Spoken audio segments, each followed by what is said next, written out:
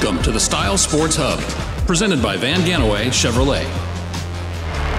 Hey everyone, welcome to the Sports Hub podcast presented by Van Ganaway Chevrolet. I'm your host, Kyle Coppola. It's great to have you all here today. We've got a great show for you. We're going to be breaking down week 4 of Friday Night Lights football and talking with our guest, Cody Hills, who is from the Villages Charter School. And I'd like to welcome Cody to the show. Cody, welcome to the Sports Hub. Appreciate you having me, Kyle. We've done a lot of cool things together. This is probably up there in terms of cool stuff. So this is awesome. Great setup you guys got. Yeah, it's a great setup. We got really cool things going on representing all of Lake and Sumter County. So it's really cool to have you here. We're going to be talking about, of course, the football season and how things are going so far. We've had a lot of amazing games this year. The Villages, they're starting to work things over. I wanted to first, though, talk about the Villages Charter School. You opened up a brand new campus down at, it's called Middleton in the Villages. Beautiful area. It's a new area for the families in the Villages to work and play in.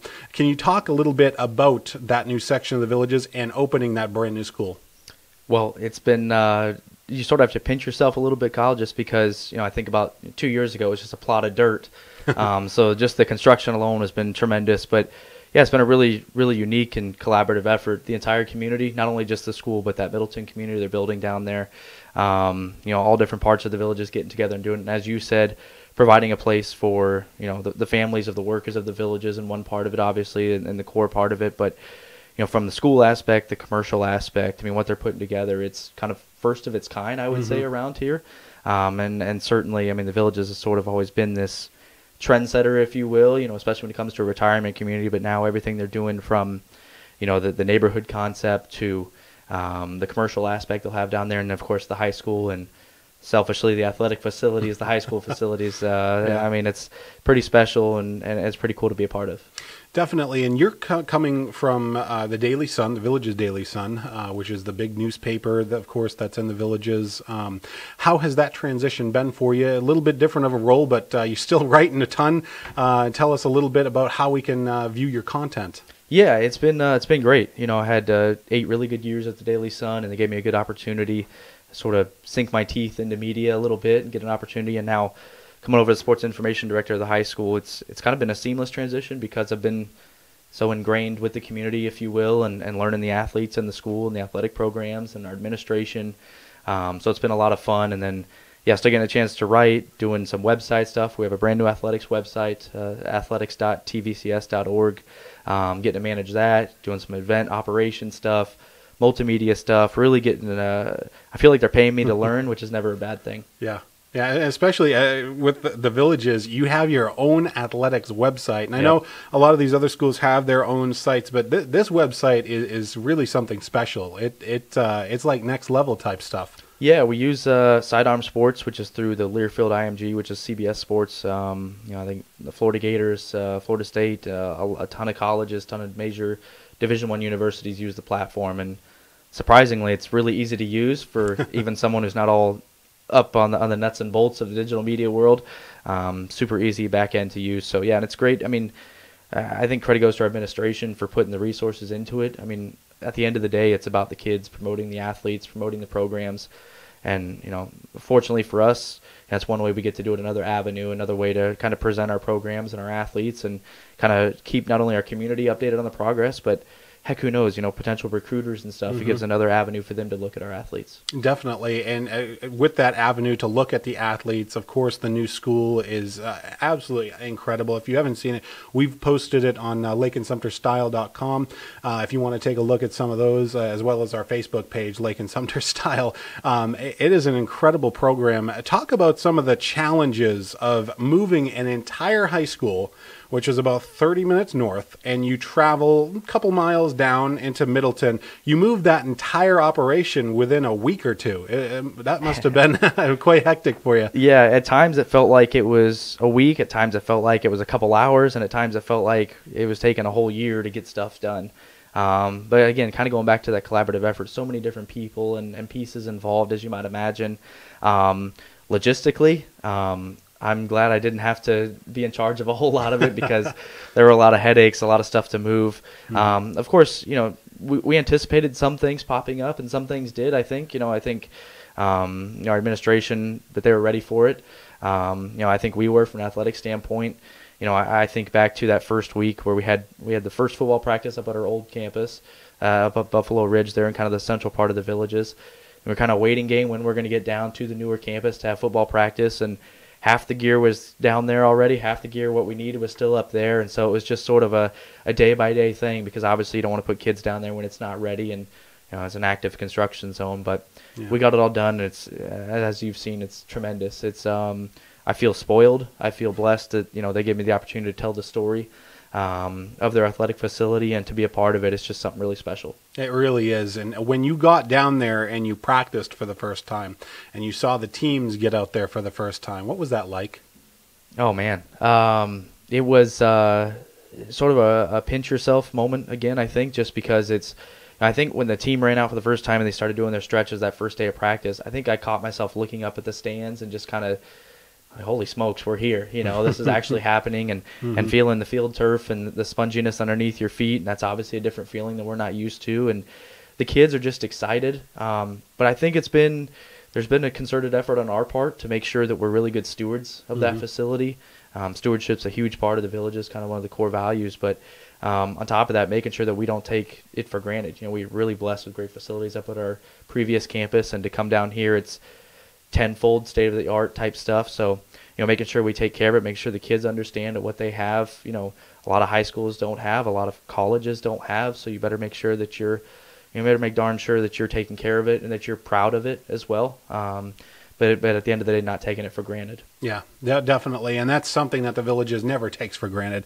I know that people that, of course, work there, too. It's a heck of a facility, and definitely those kids should be proud of where they're at. We also wanted to break into some sports games that happened this past Friday night. We had some weather delays on some of them, but a lot of the games got in. We're going to first start with Vanguard taking on Leesburg. Vanguard led 36-13, Cody, in the third quarter. Leesburg stormed back to make it a 36-29 ball game late in the game, but Vanguard too strong. Junior number 3, a wide receiver for Leesburg, Evan James, had 5 receptions for 126 yards and 3 touchdowns. Unfortunately, Vanguard ended up winning 42-29, and they take the lead in the standings as far as that goes. They are now 4-0 on the season. Leesburg at 3-1. Talk about that comeback. I mean, they almost made it happen, Cody. Well, we're very aware of what Leesburg can do, looking ahead of them with film this coming up week. They certainly have our attention. You mentioned Evan James. I mean, you talk about a playmaker. I think just getting the ball in his hands a little bit more is going to go a long way for that football team. I don't want to speak too much for them, but I think there's a different buzz or excitement. I feel like that's kind of a pun there with them being the Yellow Jackets, but there's a bit of a buzz with this team this year, I think, with Leesburg and the new coaching staff, and coming in a lot of excitement. I think you've touched on in some of your previous work. I think the community is a little bit more behind that football team now for whatever reason. They always were, but now there's a little bit of extra oomph to it. And so I just think that there's a lot of juice for that program, and that comeback effort, I think that's indicative of the team they are. I know we've talked about that in our building this week, that it's going to be 4 quarters against them, this Friday night. You can't expect to just play, 36 minutes. It's going to be 48 minutes, and you're going to have to go hard those entire 4 quarters. So, really good effort by Leesburg. Vanguard's kind of been cream of the crop up in Marion County for a long time, so I think it's a really great showing. It's not the result Leesburg wanted, but it's a great showing out of them. And Leesburg, they've had 345 yards of offense in every game they've played this season. They have 1,317 total yards so far this year. Defensively, they're pretty good, too. Of course, you've got offensively Solomon George is the quarterback. He's had 13 touchdowns this year, 1 rushing touchdown. He's got 14 already this year, one of the best quarterbacks in Lake County. But defensively, they've got Aiden Hall. He's got 35 total tackles this year, leads the team. DJ Ward with 3 interceptions on the year, and Demetrius McCrae with 2 interceptions. Now, Patrick Harding for the Villages, he's coming off of a game which he threw 4 interceptions. And so going up against DJ Ward, and you also have a guy, Demetrius McCrae, who already have 5 interceptions on the season, how is the Villages going to get through that defense of Leesburg? Yeah, I mean, that's one of the first things our head coach Richard Pettis talked about after the game last Friday night at Citrus, when had 4 interceptions, is not going to win a lot of games throwing 4 interceptions. So, and certainly you'd be a fool if you're not worried about where those Leesburg defensive backs are. You got to keep an eye on them. just because they are so ball hawking, I guess is the word I would use. I mean, they look to make plays. They look to make, record interceptions. And one interesting thing about them I noticed on film a little bit is not only do they look to make interceptions, when they get that rock in their hand, they're looking to score. They're looking to turn it into 6 points for that defense and play some complimentary football. So as an opponent, that's scary, right? And especially coming off a 4-interception game. But we have all the confidence in the world in our quarterback, Patrick Harding, and figure he's going to dial it back in this week. But certainly not an easy test coming back, and playing Leesburg, like you said, a secondary that's super aggressive. Yeah, and that's one thing that Leesburg is going to have to come out hawking the football, which they've done all year. Village's defense has struggled at times, especially in that South Sumter game, which they lost heavily to start the season. So we'll see if the Village's defense is able to come out, maybe be a little bit more competitive, run the ball up Leesburg. Leesburg struggled stopping the run a little bit. They had a little bit of difficulty stopping the run against Mount Dora, actually, Mount Dora High School, but they were able to focus in on that, and they were able to stop it and hold them to 0 points. But early on in that ball game, they struggled mightily, and we'll see. We'll have to see what ends up happening. So Leesburg looking to find new roads next week. Speaking about finding new roads, are you in need of a new car or truck? Then you can zoom on into Van Ganaway Chevrolet, a company that's always been driven by superior customer service. Van Ganaway Chevrolet is your hometown good folk Chevrolet dealer. The dealership has helped generations of Lake County families find the perfect car, truck, or SUV. After 37 years and thousands of Chevrolets sold, Van Ganaway has learned a lot about their customers. They don't want to be pressured, and they don't need a gimmick or giveaway.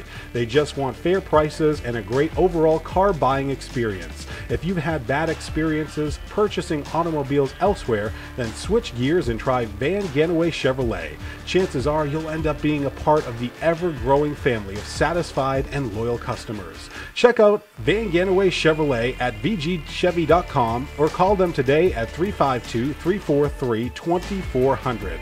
Van Ganaway Chevrolet. Find new roads.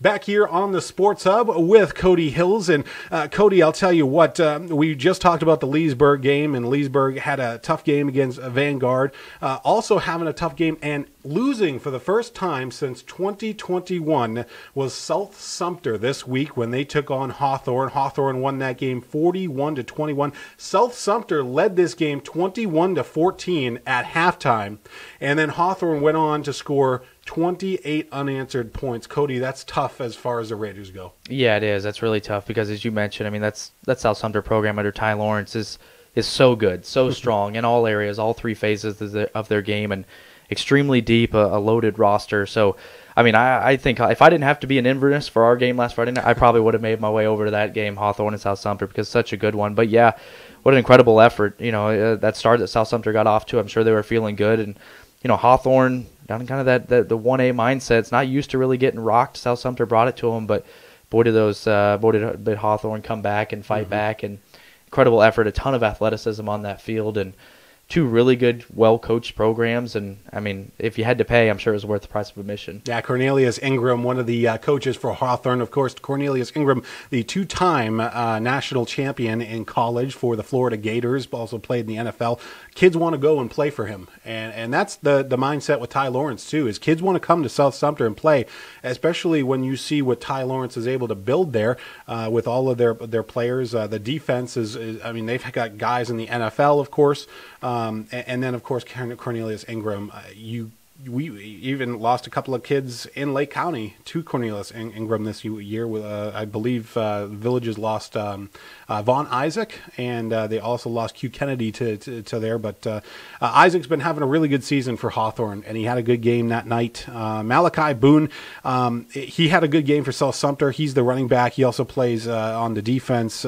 Tremendous athlete. He scored a rushing touchdown in that game, 2 touchdowns actually in that game. Everything looked good, of course, till the third quarter. The first play of the third quarter, it was a run back by Hawthorne. They evened it up 21 all in that game. So that's never, of course, the way you wanted to start the second half, but unfortunately that's how it began for South Sumter. And it was just, they couldn't recover after that. Yeah, I mean, it's such a jarring blow, right? Anytime you give up a kickoff return, anytime, no matter when it is, but especially when you're up at 7 at the half.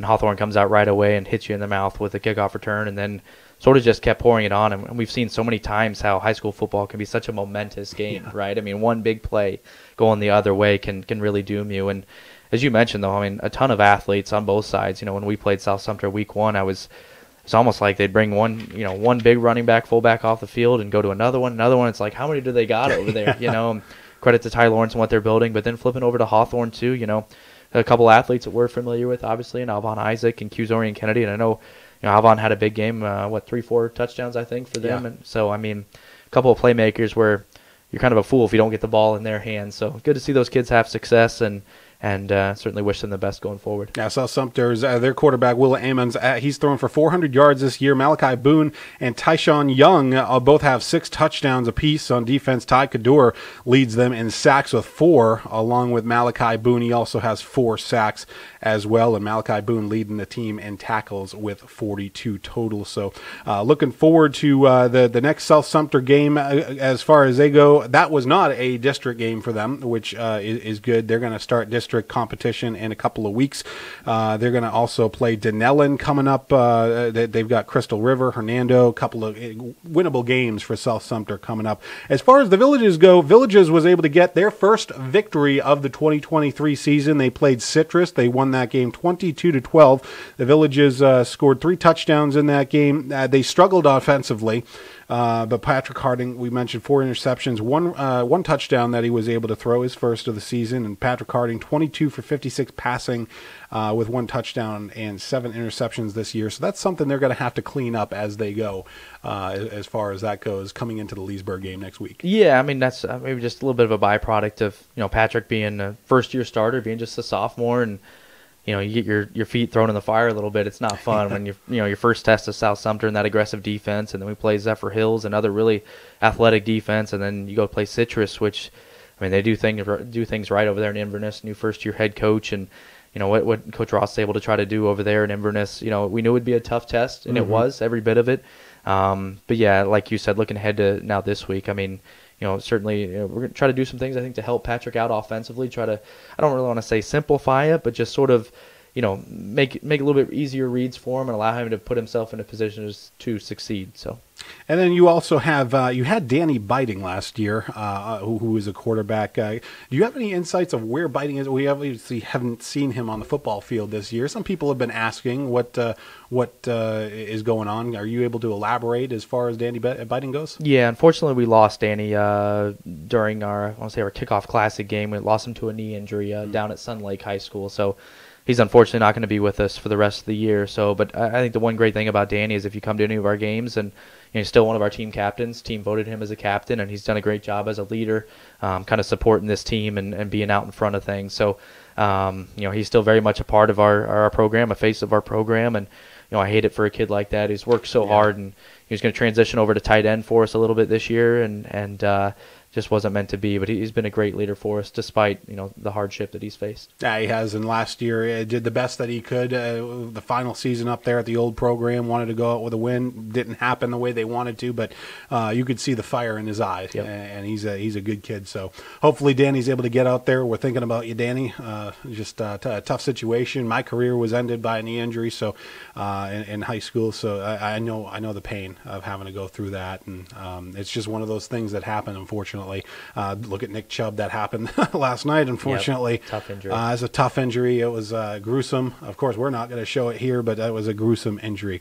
We're going to pause real quick for our for a break. We'll come right back. We're going to get into a debate, actually, on artificial turf and natural grass and what we think teams in high school should prefer. But it's all up for debate, and we'll be talking about that shortly.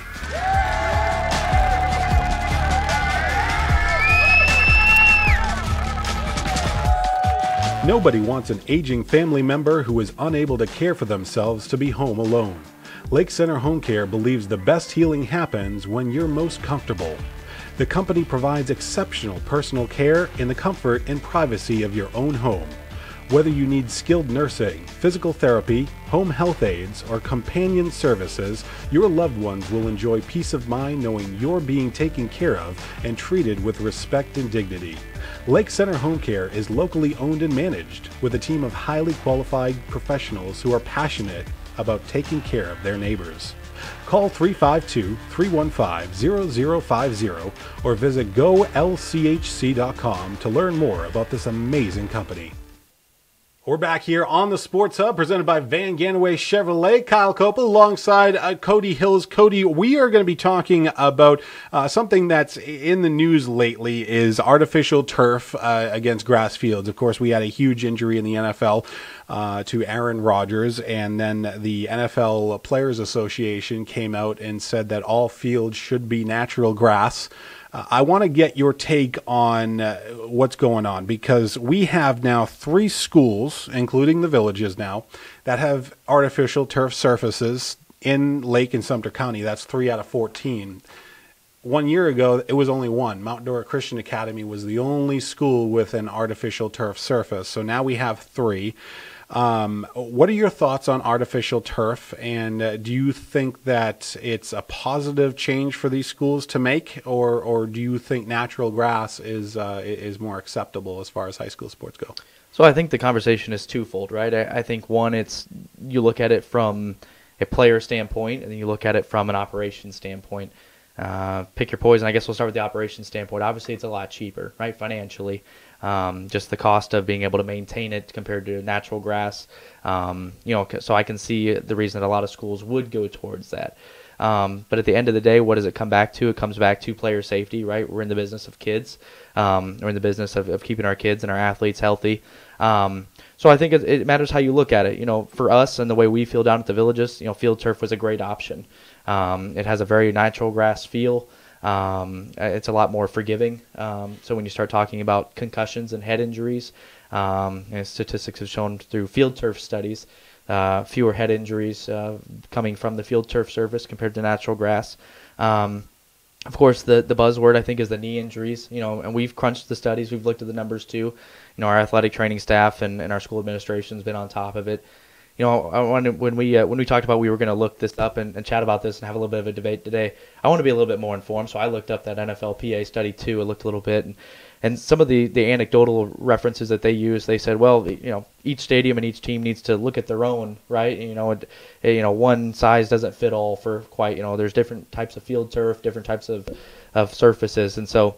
To me, I think you have to make that choice on individual basis. Like I said, though, for us down at the Villages, we felt it's a good surface. We wouldn't do anything that we feel would, jeopardize our athletes or put them at a greater risk. Because I think that's what it does come back to. I think a lot is made about the cost of it and being more efficient. Certainly with watering and mowing, you don't have to do any of that. Mm-hmm. The drainage is a lot better. Certainly, we're not worried about mud and tearing up ankles and knees on a muddy Friday night anymore. But at the same time, it is about player safety, and so we've explored avenues that you probably wouldn't even think of. Most people wouldn't think of to make sure that we're looking at the right studies. I believe the company we use is out of the same one that did the University of Florida facilities. So certainly getting involved with people who know a lot more about it than we do, mm-hmm. and getting their take on it and getting their expertise, and ultimately we implemented the field turf, and I can tell you I think we're really happy of it.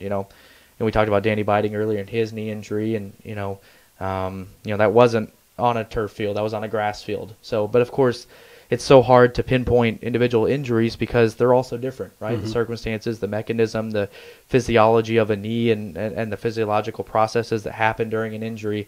It's all a base-to-base basis, and so if the turf surface or the grass plays a role in that, I think you really have to look at it case by case.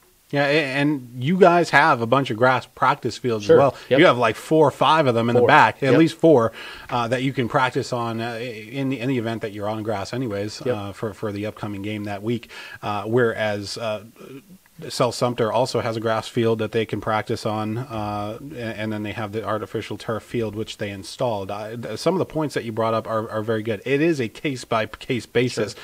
When you look at some of the injuries that have happened, I mean, J.K. Dobbins in the NFL, he gets injured, he blows his Achilles out. That's on natural grass. Nick Chubb, different set of circumstances. Sure. Yep. But he has a knee injury, natural grass. Aaron Rodgers, turf. It's almost like a double-edged sword when you think about it. It really is, and I think it's kind of an interesting thing, and I don't think a lot of people are talking about it. So when you told me we were going to chat about it, I was kind of excited because it is. It's we all know. I think when it came up with the head injuries and the concussions, when that sort of became the buzz thing 5, 7, 10 years ago, more light called to that. We quickly realized how much money is in football, in the game of football, especially at the professional level. Yeah. And so they want to protect those athletes and try to do the most they can.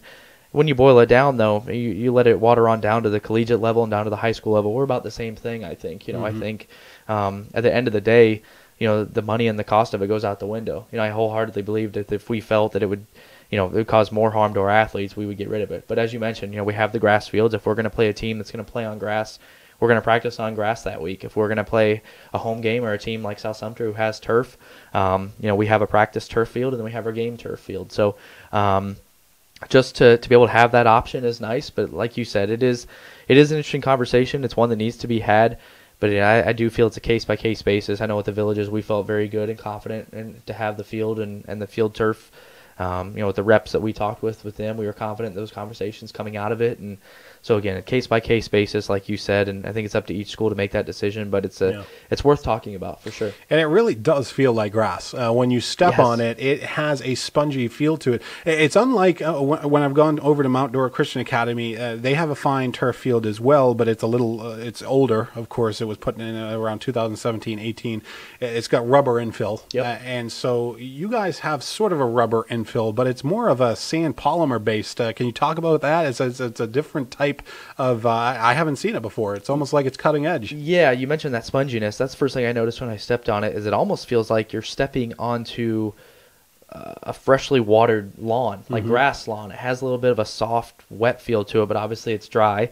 But yeah, that base you're talking about, we've actually, trying to provide a little bit more for our athletes. And I know Coach Pettis is going to run me off the field for not knowing the particular name of this, but we have there's these cooling pebbles, this cool base. It's kind of a sand, and it helps keeps the temperature down. One of the things with field turf or the old artificial turf surfaces, the kind of the carpet turf, was how hot they would get.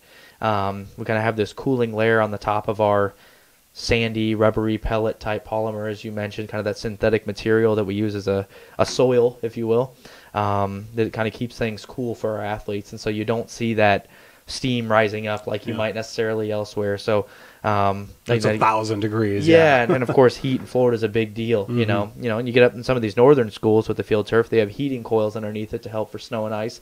We don't need that here, obviously, but we do have the cooling aspect to it, and I know our athletes appreciate it. Obviously, running out of time. We've got about 2.5, 3 minutes left.